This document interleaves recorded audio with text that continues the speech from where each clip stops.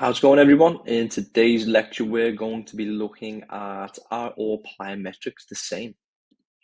So today's topics that we're going to go over are what are plyometrics, why we train different plyometrics, when would they actually best be used, and how to implement them. Learning outcomes, as mentioned previously, the what, the why behind plyometrics, and then the when and the how to implement them in training. So what are plyometrics? In terms of how they look within training, they're mostly related to jumps, hops, skips, and also bounds. These may look like what you might call explosive movements. If we are looking at it from a deeper underlying mechanism away from the visual of actual training movements, then this mechanism looks at a phenomenon known as the stretch shortening cycle, or SSC for short. This is categorized into three phases in terms looking at it from an anatomy perspective. We have the eccentric phase, the amortization phase, and the concentric phase. Eccentric phase being the lengthening of the muscle, amortization being that period between the lengthening and the shortening of the muscle, which eventually is the concentric phase. This phenomenon is performed as rapid as possible, so it's very, very hard to see. But the stored elastic energy from the eccentric and amortization phase that stores around the tendon acts like a simple analogy as been explained to in the past, a spring or coil action to explain basically the stretch shortening cycle and what's happening during this phase. If we look at a spring or a coil, we know that we push down as hard as possible and it springs back into action and you can get some really decent height on it. The harder we press on the coil or the spring, or the more force we put into the ground or object, the higher that spring goes, or the more force and height we get from a training perspective. Now we're actually getting into really, really minute details. They can actually be split into two separate speeds. We have the fast SSC, which is less than 250 milliseconds, or 0.25. And we have the slow SSC, which is greater than 250 milliseconds. These are categorized based on how long you spend on the ground, as plyometrics differ in relation to this. Now we're going to dive into why we'd actually train these different plyometrics. And as mentioned previously, they can be split up into speeds of contact. So different plyometrics require different contacts. Now, putting these speeds into practical examples, we have two ends of the spectrum. We have fast SSC, and the practical example is sprinting, and then we have slow SSC, the practical examples being a counter movement jump.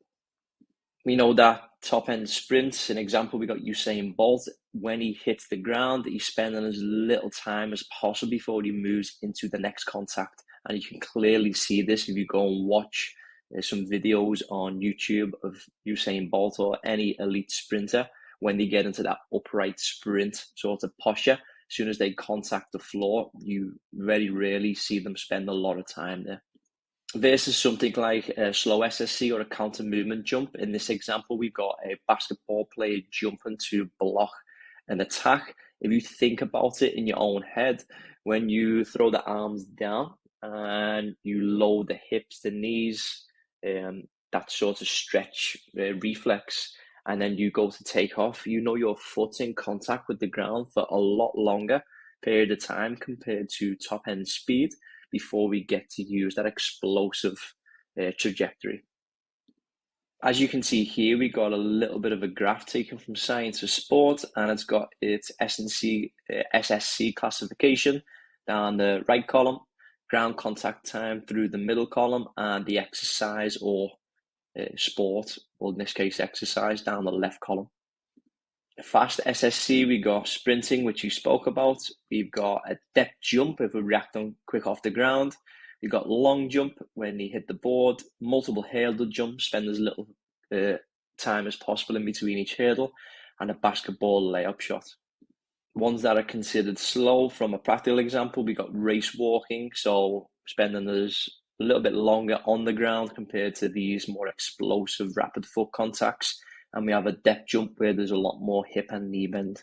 From a visual, sometimes you can actually tell by where or what part of the foot or rest of the body contacts the floor. So in fast SSC, we're probably looking for more the forefoot, and there's very little hip and knee bend during this movement. Whereas slow SSC, you can see a lot greater hip and knee bend during the movement being performed. And there may be arguments for one sport to train one compared to the other more, and another sport to train maybe the fast over the slow more. But there are a lot of well-developed traits that you can acquire from training both fast SSC and short SNC, no matter the classification of your sport. Physical traits which require both, such as strength, power, speed, and jumping. And a little bit deeper into the mechanisms surrounding maybe storage and the use of elastic energy. So that ability to train the ability to store that elastic energy, to use this whenever you are in a circumstance or environment that you can just quickly eat into them storages and put them to use.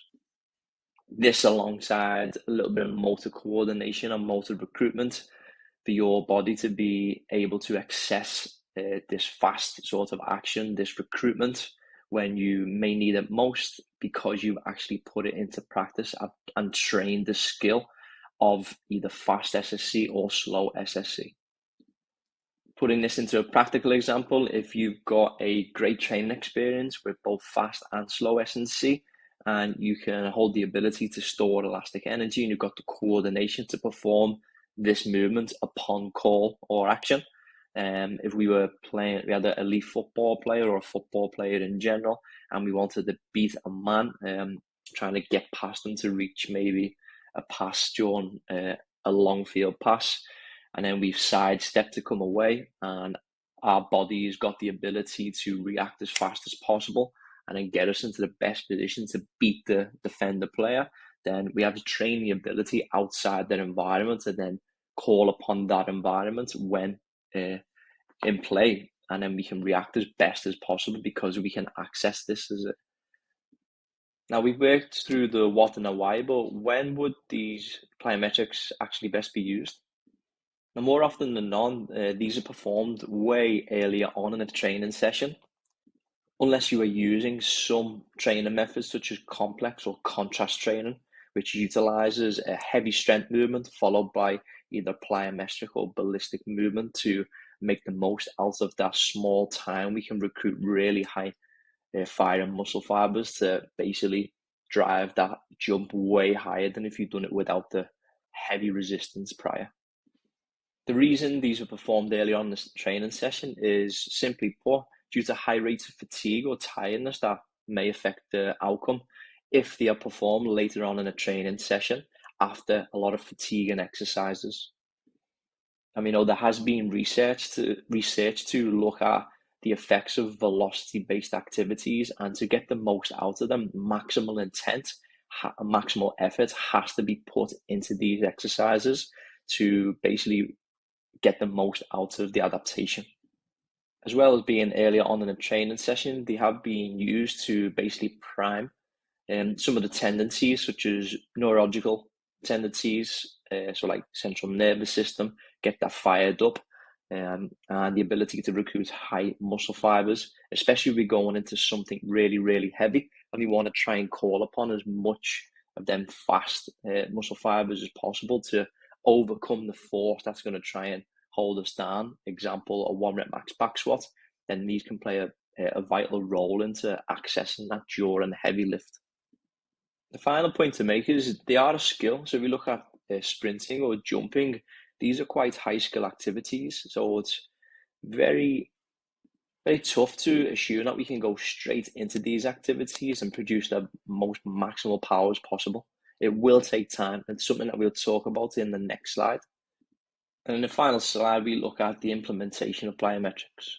It has been mentioned to progress from extensive to intensive plyometrics, extensive being something on the lines of skipping, where low-level contacts, not as forceful into the ground, just to train the ability and the development of tendons, ligaments, tissue surrounding performing maximal plyometrics, all the way to intensive, which is trying to create as much force into the ground as possible. An example here, such as pogo jumps, or from skipping, something like double unders.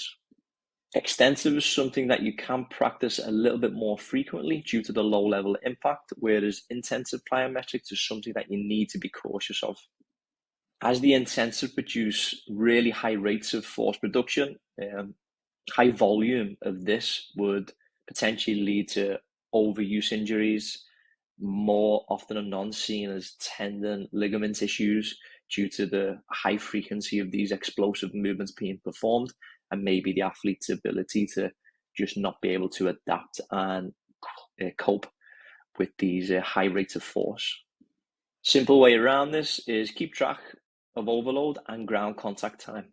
You can simply have a look on the internet and look at ground contact times within jumps and plyometrics and quickly find categories surrounding this.